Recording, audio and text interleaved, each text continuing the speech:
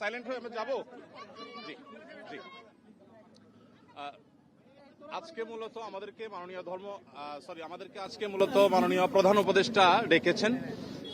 তার ডাকে আজকে বিভিন্ন ধর্মের নেতৃত্বশীল ব্যক্তিবর্গ তারা এসেছেন এবং দেশের বিভিন্ন প্রান্ত থেকে সবাই আজকে সমবেত হয়েছেন। আমরা বাংলাদেশের মানুষ কেমন আছি, বিশেষ করে আমাদের অন্য ধর্মাবলম্বী যারা আছেন মুসলিম ছাড়া, তারা কেমন আছেন, তারা তাদের সেই অবস্থা ব্যক্ত করেছেন। তো আমরা লক্ষ্য করেছি যে এখানে আমাদের মধ্যে আলহামদুলিল্লাহ চমৎকার ধর্মীয় সম্প্রীতি বজায় আছে। সেটিকে সামনে আরো কিভাবে ভালোভাবে ধরে রাখা যায় সেজন্য আজকে আমরা কথা বলেছি, সবাই মন খুলে সবাই যার যার মতামত ব্যক্ত করেছেন। মাননীয় প্রধান উপদেষ্টা মহোদয় তিনি আমাদের কথাগুলো খুব মনোযোগ দিয়ে শুনেছেন এবং তিনি বলেছেন যে একটি সুন্দর সম্প্রীতির বাংলাদেশ, যে বাংলাদেশে কোনো ভয় থাকবে না, সেটি গড়বার জন্য তারা কাজ করছেন। এবং আমরা আমাদের জায়গা থেকে বলেছি যে এদেশের ওলামা একরাম, এদেশের ধর্মীয় নেতৃত্ব তারা তাদের জায়গা থেকে অত্যন্ত দায়িত্বশীল এবং দায়িত্বশীলতার কারণে কিন্তু আপনারা দেখেছেন যে আইনজীবী আলিফ হত্যাকাণ্ডের পরে সারা বাংলাদেশে মুসলমানরা অত্যন্ত ধৈর্য এবং সংযমের পরিচয় দিয়েছেন। বিগত সরকারের শেষের দিকে আপনারা দেখেছেন ফরিদপুরে দুইজন মসজিদের নির্মাণ শ্রমিককে অত্যন্ত নির্মমভাবে অন্য ধর্মাবলম্বীরা হত্যা করার পরও গোটা দেশের মুসলমানরা অত্যন্ত সংযমের পরিচয় দিয়েছেন। আমরা এটিকে যেমন সাধুবাদ জানিয়েছি, ঠিক তেমনিভাবে এটিকে ধরে রাখবার জন্য সংগ্রাম চালাচ্ছি। এখানে সিনিয়র বিভিন্ন ব্যক্তিবর্গ ছিলেন, জাতীয় মসজিদ বায়তুল মোকাররমের সম্মানিত খতিব ছিলেন, আন্দরকুল্লাহ শাহী মসজিদের খতিব সহ অন্যান্য ব্যক্তিবর্গ ছিলেন।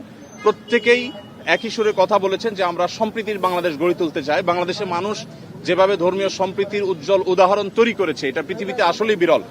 কোনো প্রপাগান্ডায় যেন আমরা কেউ কোনোভাবে পা না দিই এবং আমরা যেন সবাই ঐক্যবদ্ধ থাকি, সেজন্য সবাই এখানে কথা বলেছেন। মুসলিমরা ছাড়াও অন্য ধর্মাবলম্বী যে সমস্ত নেতৃবর্গ ছিলেন তারাও কথা বলেছেন।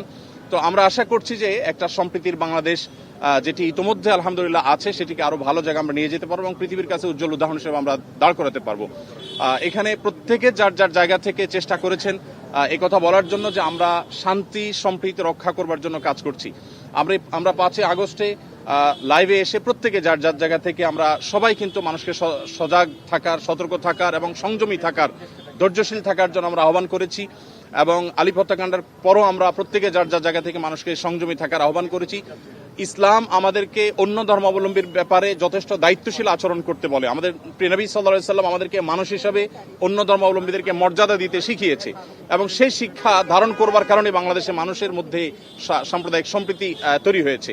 আমরা আমাদের আশেপাশের বিভিন্ন জায়গা থেকে সাম্প্রদায়িক সম্প্রীতির যে নাসিহা শুনে থাকি, উপদেশ শুনে থাকি, সেই সমস্ত জায়গায় যখন দেখি যে সংখ্যালঘুরা নির্যাতিত হচ্ছে, আঘাতপ্রাপ্ত হচ্ছে এবং দলে দলে তাদের উপাসনাগুলো ভাঙা হচ্ছে, আমার মনে হয় সেই জায়গাটাতে আমাদের মনোযোগ দেওয়া দরকার। আমাদের দেশে সংখ্যালঘু ভাইরা তারা নিরাপদ আছেন, আজ নিরাপদ থাকবেন, তাদেরকে নিরাপদ রাখবার জন্য আমাদের সরকার যেমন কাজ করছে, ধর্মীয় নেতৃত্ব তারা তাদের জায়গা থেকে কাজ করছেন। তো আমরা মূলত এই বার্তাটা মাননীয় প্রধান উপদেষ্টা মহোদয়কে আমরা দেওয়ার চেষ্টা করেছি যে আমাদের জায়গা থেকে আমরা ঐক্যবদ্ধ আছি, ঐক্যবদ্ধ আমরা থাকবো। আমাদের হিন্দু, মুসলিম, খ্রিস্টান, বৌদ্ধ সবাই ভাই ভাই হয়ে আমরা এই মাটিতে আমাদের প্রিয় দেশকে এগিয়ে নিয়ে যেতে চাই। সেই জায়গা থেকে আমাদের মধ্যে কোনো প্রকার ফাটল নেই, আমাদের মধ্যে কোনো বিভেদ নেই। বিভেদ এবং ফাটল যারা দেখাবার চেষ্টা করছে তাদের সে মিথ্যা প্রপাগান্ডা যেন বিশ্ববাসী বিভ্রান্ত না হয়, আমাদের দেশে মানুষ যেন বিভ্রান্ত না হয়, আমরা সে বার্তাটি মূলত আজকে দেওয়ার চেষ্টা করছি। ধন্যবাদ। ভারতে বাংলাদেশের সহকারী হাইকমিশনে হামলার ঘটনা ঘটেছে এবং ভারত থেকে বাংলাদেশকে নিয়ে যে ধরনের অপপ্রচার চলছে, ভারতীয় আগ্রাসনের কথা বলা হচ্ছে, এই বিষয়ে কি বলছেন আপনারা? এই বিষয়ে কি বলবেন? এই বিষয়ে আমার পাশে আব্দুল্লাহ বিন আব্দুর রাজ্জাক আছেন, উনি ওনার বক্তব্যে বলেছেন, আরো বক্তারা বলেছেন, ভারতে বিশেষ করে আমাদের সেখানে যে সমস্ত সংখ্যালঘু নির্যাতন হচ্ছে আর সেখানে যে সমস্ত সহিংস ঘটনা ঘটছে, যেমন এই যে উপ হাই কমিশনারের হামলার কথা আপনি বলেছেন, এগুলোর কারণে আসলে আমাদের কথা বলা দরকার। আমাদের রাষ্ট্রীয়ভাবে মাননীয় প্রধান উপদেষ্টা মহোদয়কে বলা হয়েছে যে তিনি যেন তার জায়গা থেকে, সরকার জায়গা থেকে কথাগুলো বলেন। আমরা যখন আমাদের কথাগুলো বলবো না তখন আমাদের উপর আরো চেপে আসা হবে। এই কালচার থেকে বেরিয়ে আসার জন্য আমাদেরকে আমাদের অধিকারের কথা বলতে হবে। আমরা আজকে সেখানে যে আক্রান্ত হয়েছি কলকাতাতে, তার বাইরে যে মুসলমানরা আক্রান্ত হচ্ছেন সেখানে, সেগুলো নিয়ে আমাদের কথা বলতে হবে। তাহলে সেক্ষেত্রে হয়তোবা এই যে আজকে যে পরিস্থিতি আমরা মুখোমুখি হচ্ছি, যে আজকে আমাদের উপরে চাপিয়ে দেওয়া হচ্ছে মিথ্যা প্রপাগান্ডা, সেটা থেকে আমরা উত্তরণের পথ হতে খুঁজে পাবো।